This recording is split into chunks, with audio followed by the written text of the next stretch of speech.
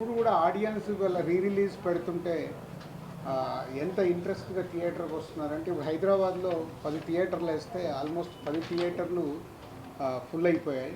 So అంటే మేము నిర్మాతలుగా ఆలోచించుకోవాల్సింది జనాలు థియేటర్కి రావట్లేదు అనేది ఒక స్టేట్మెంట్ ఎప్పుడు జరుగుతూ ఉంటుంది. ఓటీటీలో ఉంది, ఈరోజు సీతమ్మవాకిట్లో సిరిమల్లె చెట్టు ఓటీటీలో ఉంది, ఆల్రెడీ చూసేశారు.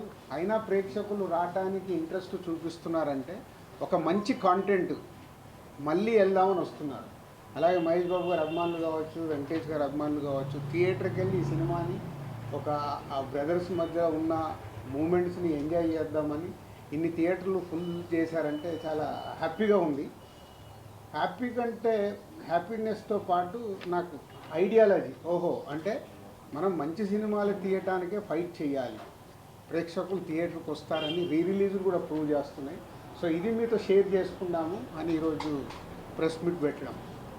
అలాగే ఆంధ్రాలో ఎవ్రీవేర్ వేసిన దగ్గర డే 1 60% 70% అడ్వాన్స్ బుకింగ్లో ఉన్నాయి. మోస్ట్లీ ఫ్రైడే కల్లా అవి రన్నింగ్ ఫుల్స్ అయిపోతాయి.